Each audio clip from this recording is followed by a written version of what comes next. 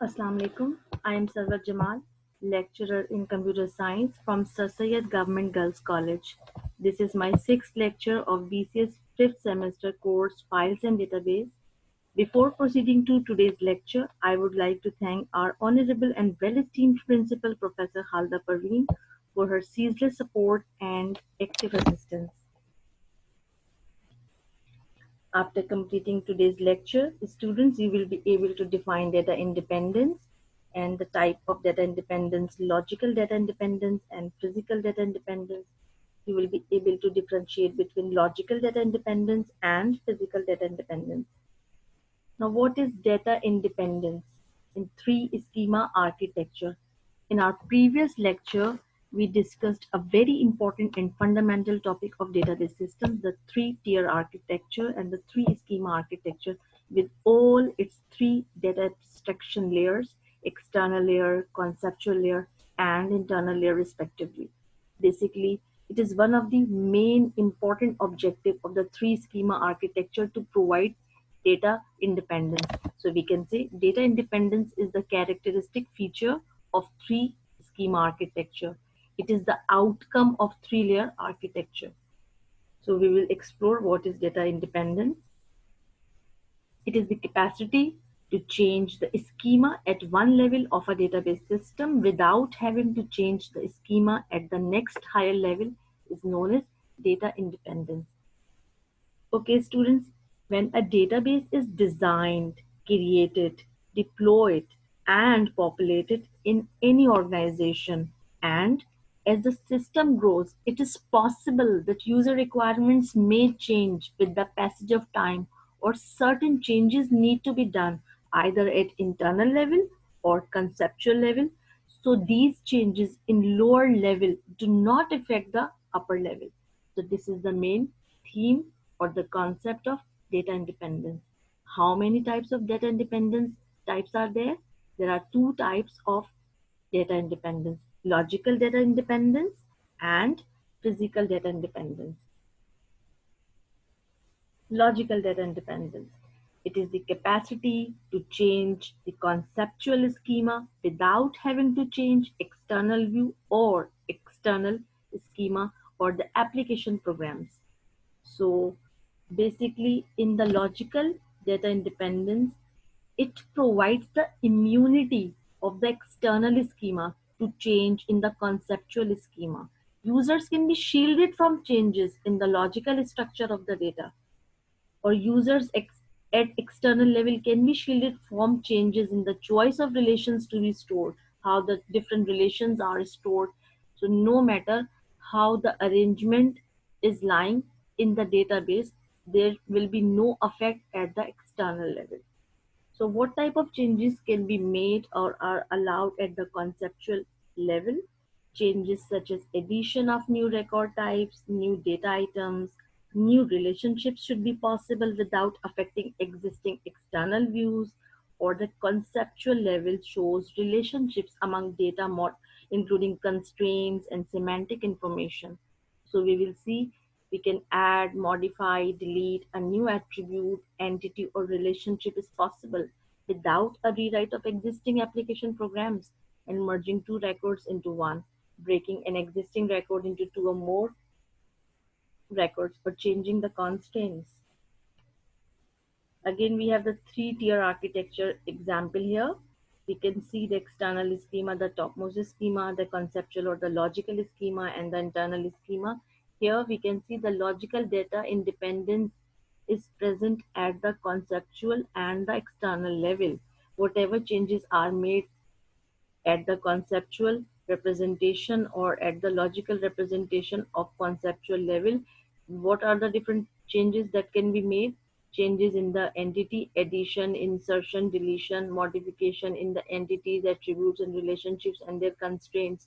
So any type of changes made at the conceptual level, these changes will not affect the external view or the external schema. Is external view or external schema is immune to these changes. So this is the main point of logical data independence. Now, if we talk about internal schema or the physical data independence at this internal schema, so what are the different changes which can be done? The different changes can be the changes in the data structures, in the file organizations, or changes in the storage devices. So any changes made at the internal schema will not affect the upper two levels, the conceptual level and the external schema level. So this is the physical data independence. Now we will see from an example, as we all work on Google Gmail account or any other product of Google. We use Facebook or any website or any online banking facility or any online service. So all these web-based applications keep updating their structures of database time to time, but all these changes do not affect on users interface or page. Whenever we want to view, we can view it easily, as we can see that. Whether you are keeping track of corporate accounting records, storing huge amount of data from a network of Internet of Things devices, tracking your company's inventory system, or building a web application or database allows multiple users to update, edit, and maintain a store of information quickly, securely, and efficiently. So whatever changes are made at conceptual level, so all these changes will not affect external schema, and whatever changes are made at internal schema, these changes will not affect the upper two levels, the conceptual schema and external schema. Now here we have one more example of logical data independence. You can see here we have a relation. As we know, relation in a relational database management system is a two-dimensional table. Here we can see how the information is stored. We can see the different field names or the set of attributes, line, student ID, student name, course number, major, and credits. And the data is populated in the table. This is the logical representation of an entity from the real world, that is the student.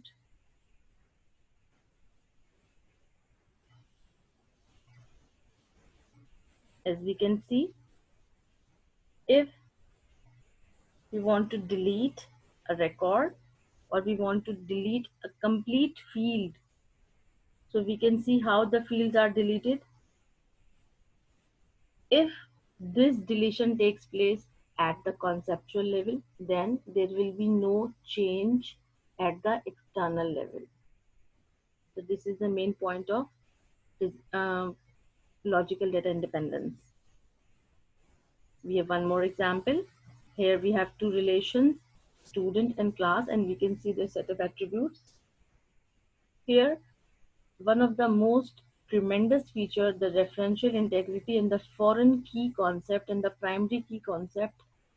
Due to this, the records can be fetched or accessed from two relations, and we can receive merged records from two different tables. So this is also possible at the conceptual level, and there will be no effect at the external view level. Again, this is logical data independence.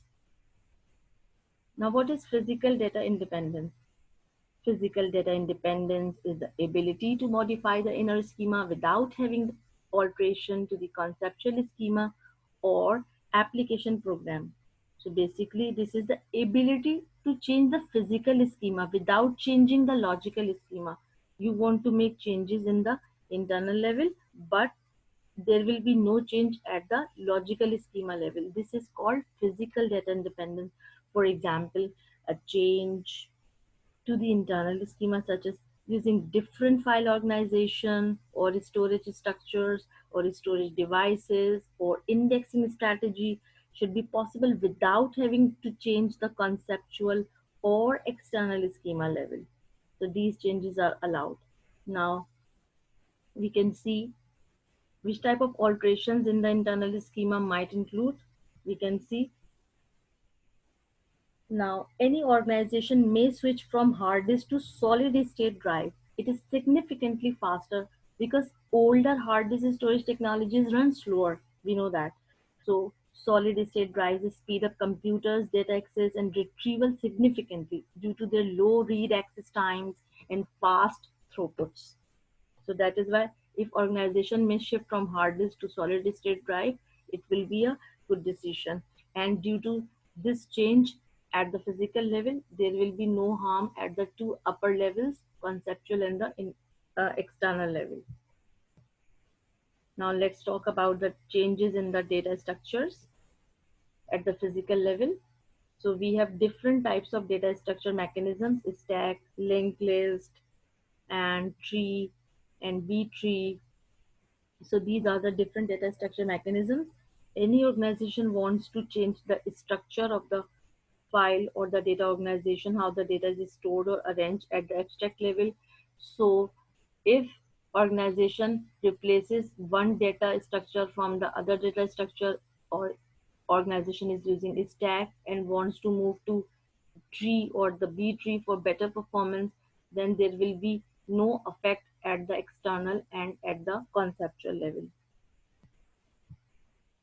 Now, using different file organizations and access methods for storage structures and modifying indexes. So we have file organizations, including sequential file organization, index sequential file organization, and direct file organization. Any organization may switch from sequential access to index sequential access method at the physical level. And again, there is a physical data independence property, and due to this change, there will be no harm or effect to the external level and to the conceptual level.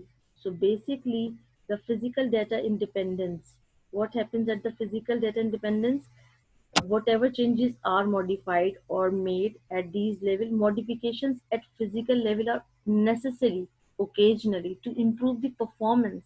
It means we change the physical storage or level without affecting the conceptual or external view of the data, and the new changes are absorbed by mapping techniques. So today we completed the very most important topic, the data independence and its types: logical data independence and physical data independence. So inshallah, we will come up with more important topic. Thank you, students.